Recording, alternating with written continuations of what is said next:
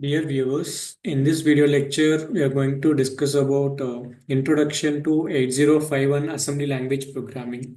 Let us see the introduction.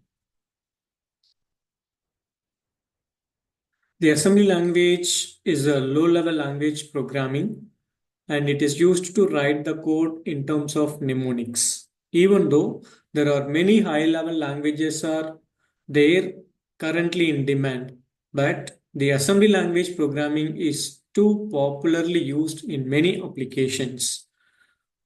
And if you want to write such a types of assembly language programming, we have to follow some set of rules. So the rules have been listed here. Let us discuss one by one what are the rules that we need to follow for writing assembly language programming. The assembly code must be written in uppercase letters.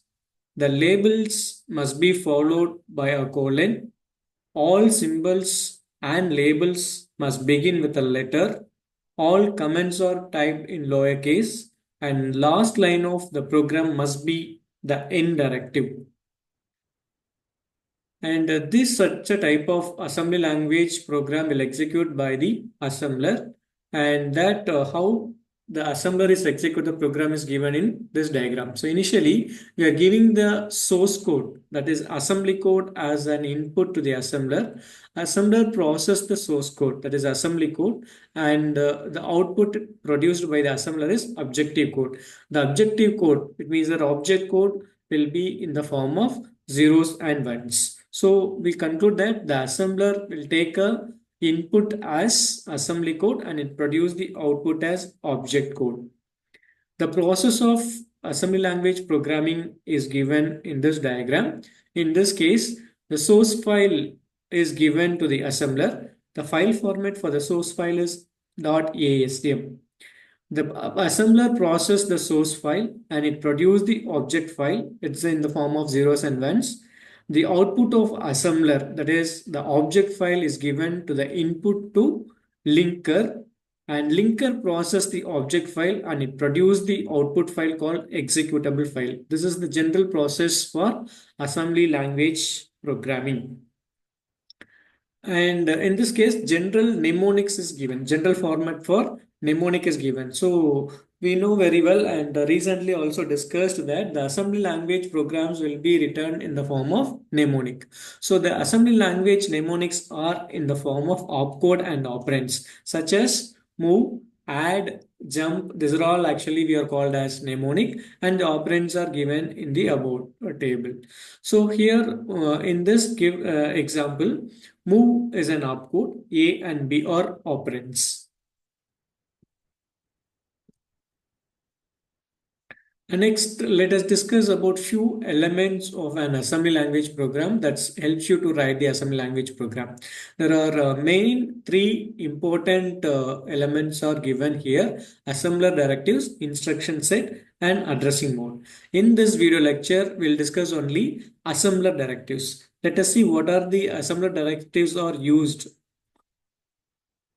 The assembling directives gives the directions to the CPU, and the 8051 microcontroller consists of various kinds of assembly directives to give the direction to the control unit. The most useful directives in 8051 programming are ORG, DB, EQU, END. Let us discuss one by one what they are. First, we'll discuss ORG. ORG in the sense origin. The general format is given. ORG is actually a directive followed by we need to give some starting address of the memory. The starting address of the memory, it indicates that where the program is started. So this ORG directive, it indicates the start of the program, and this is used to set the register address during assembly. For example, in the given example, given the above example, ORG 0000H, it tells that the compiler all subsequent code is starting the address 0000H. So the general form is given that ORG 0000H. It not means that always we have to give 0000, which means that we have to specify the starting address of the memory location. And next directive is DB. DB means define byte. The general form is given in the picture, DB strings. It only helps you to define the string or print the string. The define byte is actually used to allow a string of bytes. For example, print some given string, where in each character is taken by the address and finally print the given string by DB directly with the double quotes. The example is given. The starting address of program is 0000H. We are moving some data to A, and finally we are printing EDG EFX. That's the string is which is given to print the string through DB directive. And in this case, it is not means that only the DB defined byte will helps you to define a string. It also helps you to define the decimal values, binary values, hexadecimal values, ASCII numbers, and characters. Let us discuss one by one. So in this code, initially ORG given is ORG 500H, which means that this program will start from the 500 memory locations. First, data 1 DB 28, which means that we are defining decimal data. The value is 28 and its equivalent hexadecimal value is 1C. And second, we are defining binary data, that is DB 00110101. It is in the form of binary. We are defining binary data, which is equivalent hexadecimal value is 35. And next, we are defining hexadecimal value, that is DB 39H. These are all about numbers. That is a decimal number, binary number, and hexadecimal number we are defining. After that, next second part of code, it starts from the memory locations from 510H. In this case, we have defined as ASCII numbers, that is DB. Within the double quotes, we are giving here 2591. Actually, if you are giving within the double quotes any numbers, it will take ASCII numbers.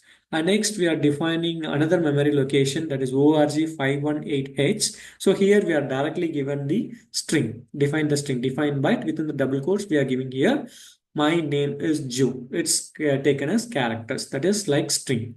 So these are the various ways that helps you to define the bytes. And next, equivalent. Equivalent is defined with the EQU word. It is equivalent directive. It is used to equate the address of the variable. For example, if you are defining a variable called count, it's equate with to 25. So whenever you are calling the variable count, it specifies the value called 25. And the last directive is end. End directive is used to indicate the end of the program, which means that whenever the assembler reads the directive end, then automatically your program will be stopped. That is, it goes with end of the program. Thank you all for watching this lecture series. Thank you.